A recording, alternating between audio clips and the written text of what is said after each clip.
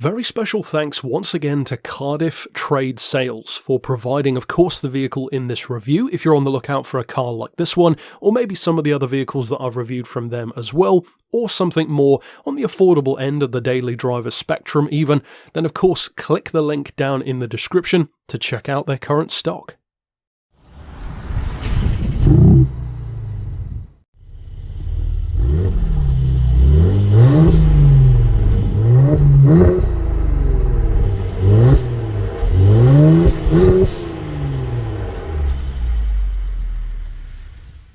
When it comes to this specific trim of Mercedes SL, being as it is the R231 generation, and even more specifically the facelifted version of that generation from 2016 onwards, this car to me has an interesting predicament, which it presents you as a potential buyer or driver in. Or me, in this case, when I was driving the car. And that is that both this car's strongest and I would argue weakest points are funnily enough the same thing. And that thing is an absence of three little letters.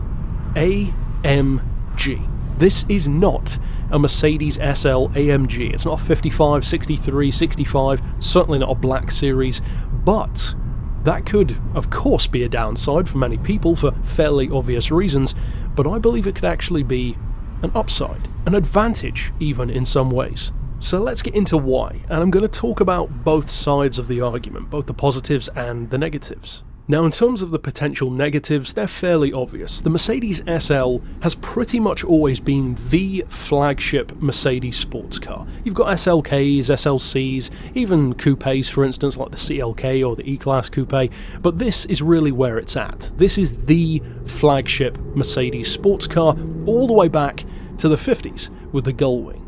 This is a very important car as well for Mercedes because it really represents a culmination of everything that all of their other cars have, in effect, put into one.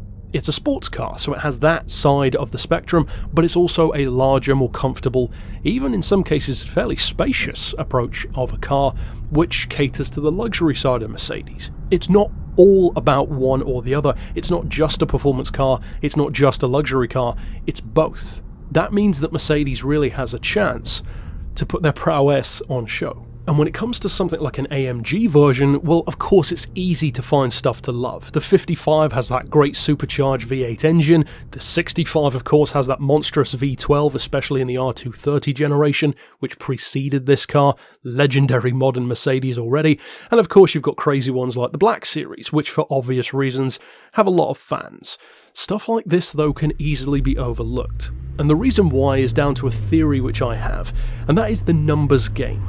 See, anything down to an SL400 and it still seems like a pretty cool sports car. Once you go below the number 500 though, there's something which seems to happen for a lot of people where they immediately lose quite a lot of interest, and I can fairly simply highlight that fact by just creating a scenario in your mind. If somebody were to ask you, would you rather have a Mercedes SL600 or an SL55 AMG, what would you say? Well, the vast majority of petrol heads, unless you know your Mercs pretty well, would probably go for the AMG. People have that recognition of the AMG moniker, 55, 63, 65, it just sounds cool, and they're known to be good. These brutish, over-the-top, overpowered torque monsters. In effect, German muscle. The reality is, though, that the SL600 actually has a larger, more powerful, more impressive engine, and is borderline an SL65 in undercover clothes. That's kind of the point of the SL600.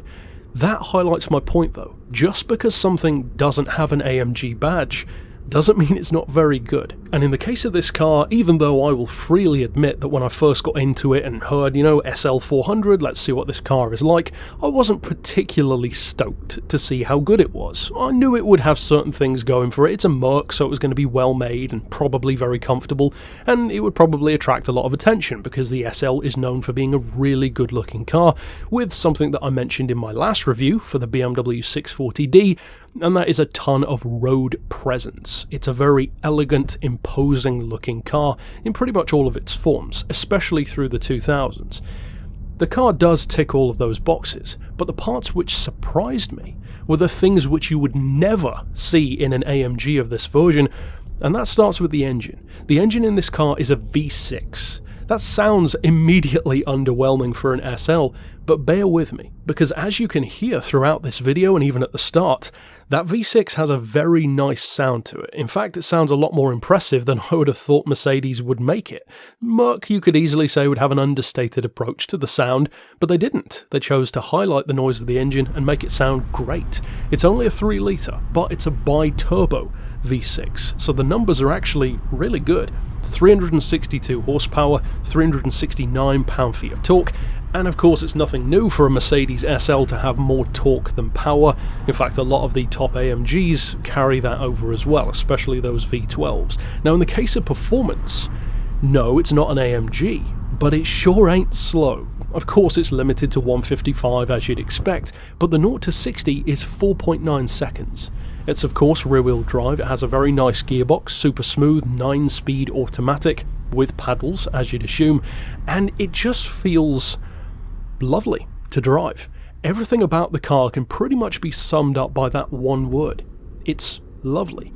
It's not necessarily exciting or visceral or brutish or a lot of these other words that I could describe a number of performance cars that I've driven before as, but it's also not trying to be. And that brings me to the positive side of not being an AMG. See, this car not being a 55, 63, 65, etc.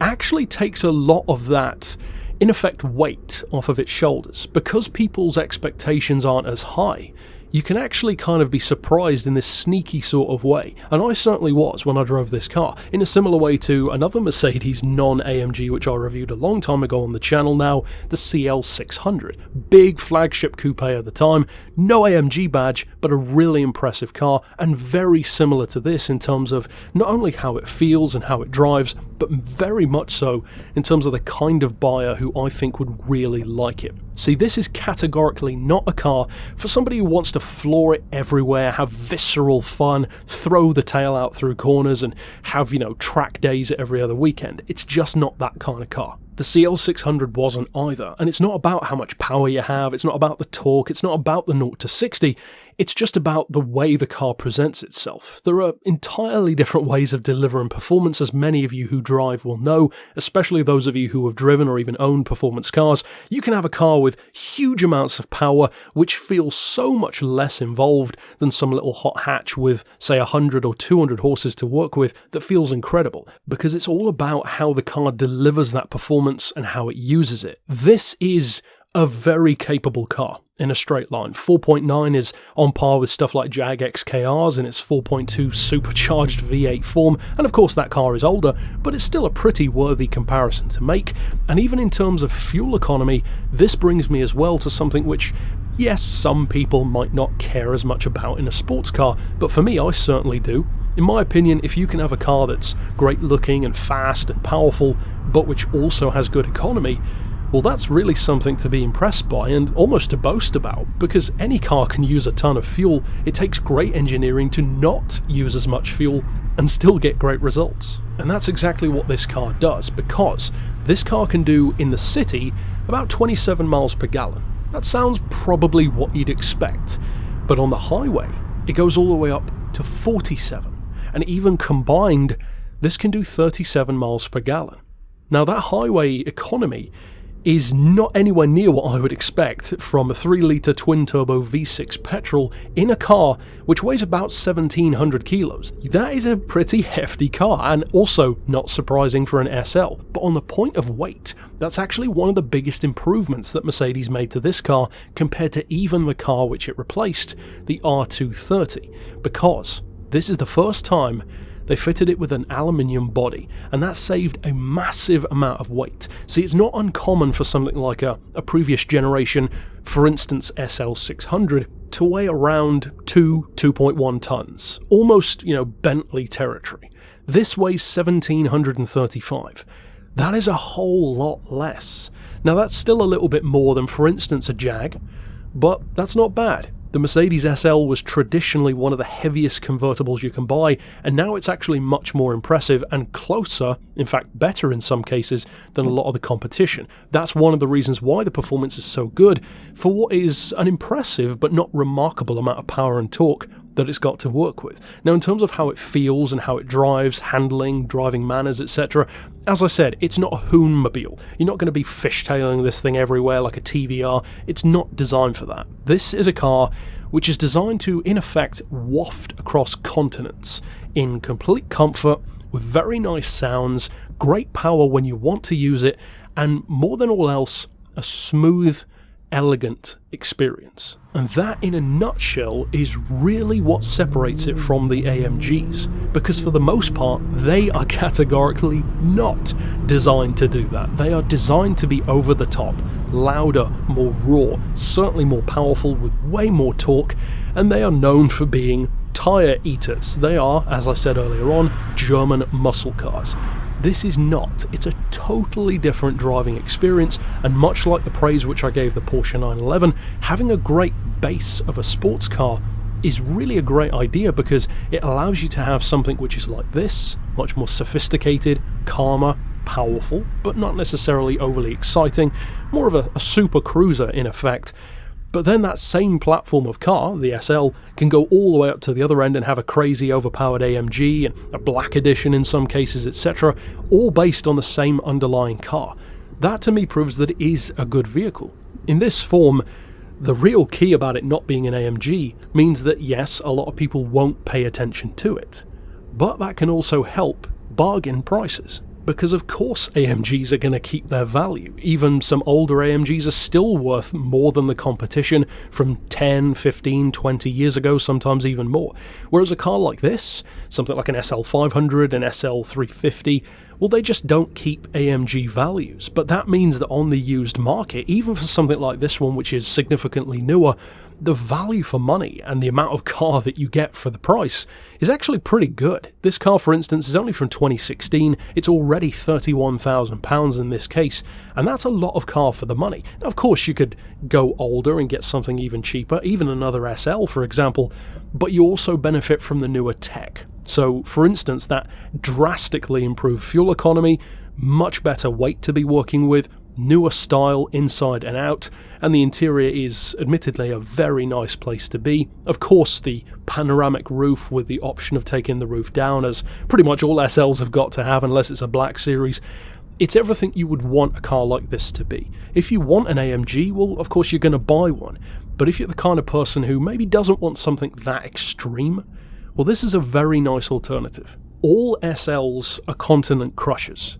It just depends on how you want to crush the continent. Do you want to tear the continent in half with the sheer torque of an AMG engine, or do you want to waft across it like a borderline two-seater Rolls-Royce? In that regard, I think this car does what it sets out to do really well.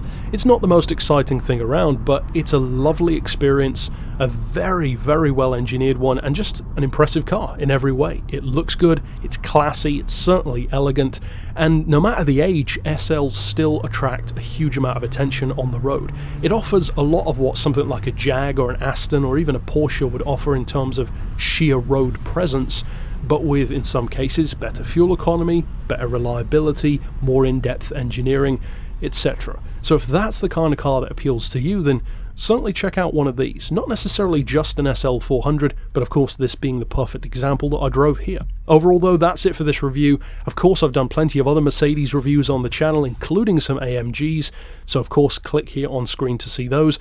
But until next time, I'll see you then, and for now, as always, thanks for watching.